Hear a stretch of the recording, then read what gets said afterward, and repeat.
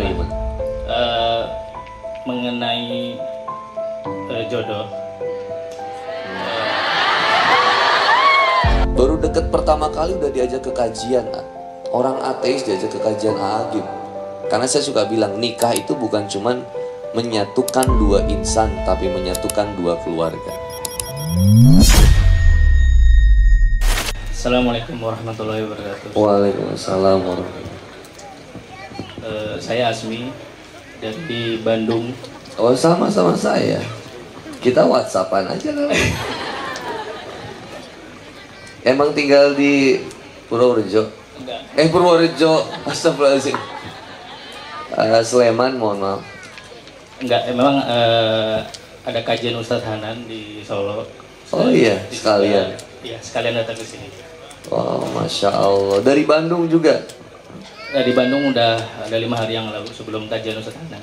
Oh, udah nikah, Ustaz? Saya belum. Gua belum nikah. Usia berapa, maaf? 25. Ustadz. Teteh kalau sama yang usia 25, wah. Beda 3 tahun. Kuliah, kerja? Saya baru keluar kerja karena sempat 2 bulan lalu operasi. Oh, sakit apa? Saya patah tulang. Oh, dikira patah hati.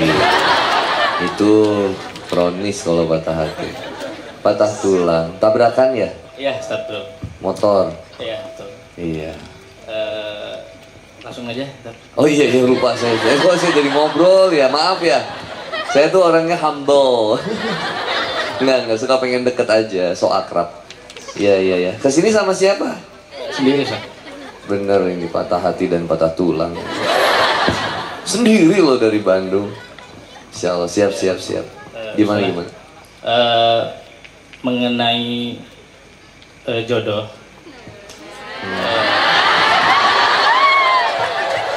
Ada ini nggak yang nyetrum gitu nggak? Enggak. Iya, maaf. Ini antara saya aja sama dia. Gimana?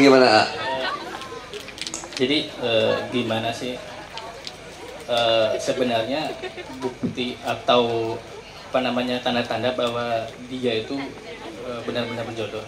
Karena ada sebuah perasaan di mana ketika mengagumi bahkan menyukai seseorang dalam aktivitas seperti ibadah kita meningkat, tapi di sisi lain kita takut bahwa apa yang kita lakukan ibadah meningkat itu semua bukan karena Allah gitu, Ustaz. Nah, gimana sih sikap kita dalam menyikapi perasaan tersebut? Seperti itu, Ustaz. Insyaallah. Ada satu lagi, Ustaz. Oh iya, boleh. Ketika seseorang sudah berumah tangga, yang mana saya pernah dengar salah satu bahwa dia tuh tanda jodoh adalah ketika setelah akad. Nah, bagaimana ketika seseorang yang sudah bercerai, itu gimana, Ustaz?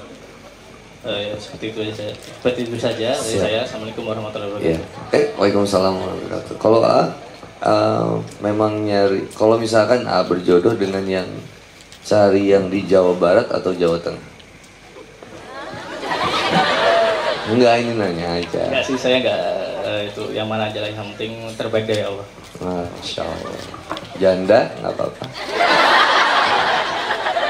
Jambu batu gitu. Janda manis baru beranak 1. Atau mau yang memang perawan ting-ting? Kalau dari pendapat ibu saya sih nggak ada yang masalah. Masya Allah. Tapi bagus yang perawan sih. Maksudnya yang perjaka itu cocoknya dapetin yang perawan, kata Nabi gitu. Kalau ta'adud nikah yang kedua baru dengan janda yang ditinggal menikah. Tapi kita nggak bahas itu ya nanti ya. Tadi pertanyaannya aja ya. Siap, terima kasih ya. Barakallah. Dari Bandung jauh-jauh nanyanya di Sleman, padahal di rumah saya aja nanti ya. Tapi kayaknya pertanyaannya mewakili perasaan kita ya. Apa yang menjadikan tanda bahwa dia adalah jodoh kita? Itu ada yang hadis yang tadi kita bacain. Innamal a'malu binniyat wa innamal likulli imrin ma nawa. Man kana hijratu ilallahi wa rasulihi fa hijratuhu ilallahi rasulih. Siapa yang hijrahnya karena Allah dan Rasulnya, maka dia akan sampai kepada Allah dan Rasulnya. Makanya hijratul dunia. Tapi barang siapa yang hijrahnya karena urusan dunia, ini yang saya tadi bilang, harus benar-benar lurusin niat. Kalau orang dekat Allah gara-gara sesuatu, banyak hutang, tobat. Diceraiin, ditinggalin, diputusin, tobat. Harus langsung lurusin niat. Itu jadi perantaranya boleh, tapi harus benar-benar kita sekarang lurusin niat. Siapa yang hijrahnya karena urusan dunia, atau karena seseorang yang ingin dia nikahi. Makanya dulu di zaman Rasulullah Muhammad SAW itu ada yang namanya muhajir Ummu Qais. Jadi orang yang berhijrah taubat gara-gara Ummu Qais, gara-gara wanita.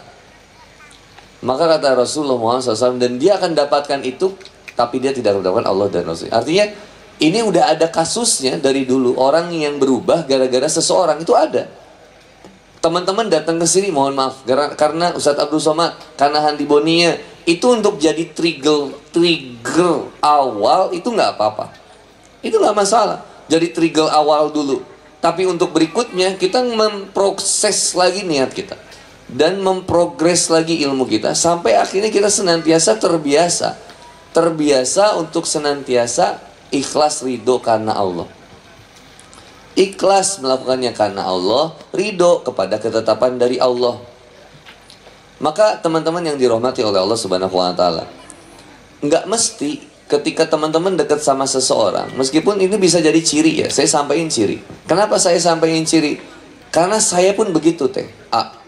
Saya kan sama mamam ya, saya sebutnya mamam. Saya sama mamam itu, dia adalah seorang wanita buah dari hasil doa saya dan ibu saya. Saya dulu pengen doa saya itu cuman pengen punya istri yang bisa membimbing saya. Ibu saya sama ternyata, pengen punya mantu yang bisa membuat tobat anaknya yang paling bungsu gitu. Jadi dia berharap anaknya ini bisa tobat kayaknya sama istrinya nanti. Ternyata memang saya dekat sama mamam itu, dan saya ngerasa cuman dia yang bisa membuat saya jadi lebih baik. Bayangin, baru deket pertama kali udah diajak ke kajian. Orang ateis diajak ke kajian Aagim. Saya datang, tapi bukan karena Aagimnya, karena mamamnya. Karena saya pengen deket sama mamam. Tausiahnya bodoh amat. Saya pengen deket sama mamam. Yang penting saya ketemu sama dia. Itu reason awal pertama. Tapi lama-lama akhirnya kita sadari bahwa dia itu bisa membuat saya jadi kenal sama Allah. Nah, kalau di bahasa Sunda namanya ada kretek hati, atau kalau bahasa Jawanya ada apa? Hati yang kemudian kayak nyetrum tadi gitu. Maksudnya, kayak dia bisa ya bikin aku jadi deket sama apa sih? Aduh, aku jadi deg-degan ngelihat kamu.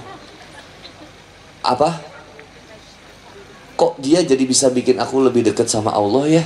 Nah, itu jadi satu signal juga. Karena jodoh yang terbaik itu sebenarnya mampu membuat kita lebih dekat dengan Allah. Tapi nggak pakai unsur yang lain. Jangan sampai kemudian malah banyak gini teh. Ada seseorang yang membuat seseorang yang lain dekat sama Allah, tapi akhirnya ujung-ujungnya jadi zina maksiat juga. Itu banyak kasus yang kayak gitu. Saya udah ketemu juga. Jadi jaga hubungan itu. Kalau mau benar-benar ta'aruf, pakai sistem Islam. Jangan kemudian aturan Islam. Jangan kemudian bablas. Boleh chat-chatan, kalau bisa chat-chatannya di grup. Ada mahromnya lebih bagus. Kalau enggak, kalau mau ketemuan kayak di film Jomblo, apa sih? Yang si Bang Adin tuh film apa? Jomblo Fisabilillah. Ketemuannya ya sama temennya misalkan. Ada temennya yang nemenin untuk kemudian dia ngobrol. Nah, ciri-ciri jodoh yang terbaik yang pertama adalah dia bisa membuat kita lebih dekat sama Allah yang pertama. Yang kedua, ada mimpi, ada jawaban dari mimpi salah satunya. Mimpinya baik. Kalau mimpinya yang buruk, ketika kita lagi meminta kepada Allah tentang jodoh kita, mimpinya buruk, ketemu buaya, ketemu ular, hal-hal yang gak kita sukain, maka tinggalkan.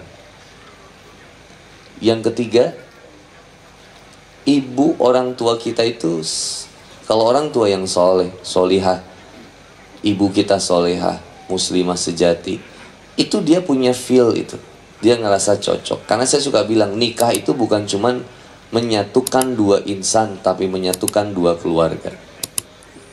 Maka silakan kemudian kriteria tadi punya, sampaikan kepada Allah. Sama kayak Teteh tadi, Teteh boleh menentukan, saya boleh nggak menentukan saya mau suami yang nggak perokok, saya pengen suami yang S2 misalkan, ya sama misalkan, boleh, nggak masalah. Dan itu nggak menghambat jadi nggak ada jodohnya, nggak. Dan itu yang dimintakan sama Allah, minta ini sama Allahnya gitu. Kalau AA juga tadi, udah misalkan AA udah pengen, saya udah mau nikah, bismillah, tapi ciri-ciri tanda-tandanya apa? Nggak usah fokus ke tanda-tandanya. Yang pertama, perbaiki taubat kita sama Allah, perindah dengan amal kita. Yang ketiga, ikhtiar kita tadi, dari 4 poin yang tadi. Dari keluarga, orang tua kita ada yang mau bantu cariin atau enggak. Dari guru kita ada yang bantuin cariin atau enggak. Dari sahabat kita. Dan yang terakhir, ikhtiar kita sendiri. Tapi jangan langsung ke mandiri lah saya saat. Karena kalau jalur mandiri, pertanggungjawabannya susah. Mau siapa yang menengahi? Walaupun banyak yang berhasil. Ada yang dapat jodoh dari jalur apa? Jalur. Tapi ada dari apa sih namanya? Tinder. Saya bilang ya gimana ketat hukumnya? Ya saya bilang ya itu mungkin jodohnya di situ. Tapi nggak jadi satu-satunya caranya kayak gitu. Karena resikonya gede. Cari yang bener aja. Kayak gimana cari yang bener? Ya udah, yang sama-sama ngumpul, ketemu ada di mana. Bahkan kalau bisa yang satu visi, satu misi, tujuannya sama. Mau ibadah sama Allah, pengen lebih baik di jalan Allah. Nah cari yang kayak gitu aja, nggak susah kok, insya Allah. Kita mikirnya makin susah ya nggak akan dapat juga. Kira-kira jodoh yang terbaik ada di tempat klub malam atau ada di masjid? Kan paham. Maka berarti kita harus ada di klub malam atau di masjid? Di masjid. Tapi saya suka bilang, meskipun yang di masjid juga masih banyak kemungkinan baik akhlaknya kurang bagus dan seterusnya. Tapi ingat, kita kalau nikah jangan cari yang sempurna. Ya saya tadi bilang, Teteh nggak apa-apa selama masih masuk di akal saya pengen suami yang nggak perokok. Oke, fine. Tapi kalau Teteh udah bilang saya nggak mau yang perokok, saya pengen tingginya 170 cm. Kalau bisa berat badannya yang di atas 60, nggak boleh harus di bawah 75, nggak boleh terlalu besar. Dan mohon maaf Ustaz, saya nggak suka laki-laki yang terlalu banyak bulunya. Saya nggak mau suami yang banyak banget jenggot, itu geli banget. Terus yang keenam bisa menyelamatkan dunia dari gangguan monster. Oh nggak tuh, makin nggak logis ke saya.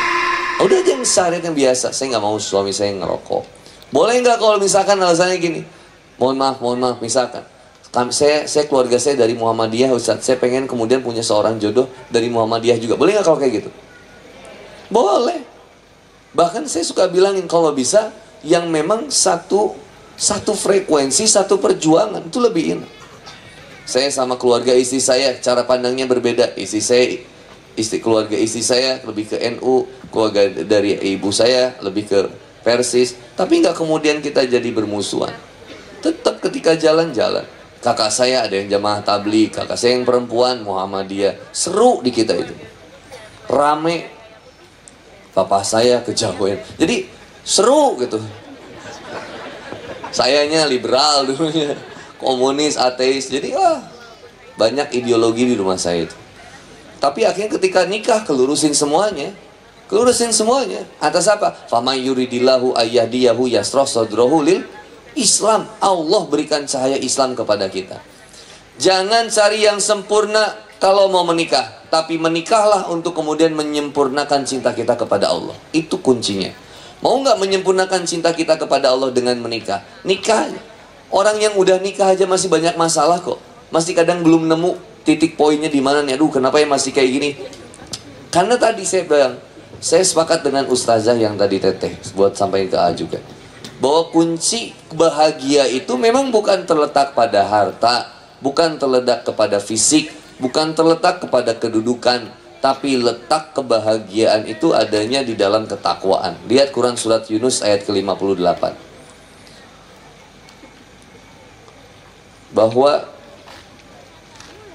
kul bifadlillahi wa birahmatihi fabidzalika falyafrahu. Dengan rahmat dan karunia dari Allah lah kalian merasa berbahagia, dengan iman dan Islam. Allahu a'lam bishawab.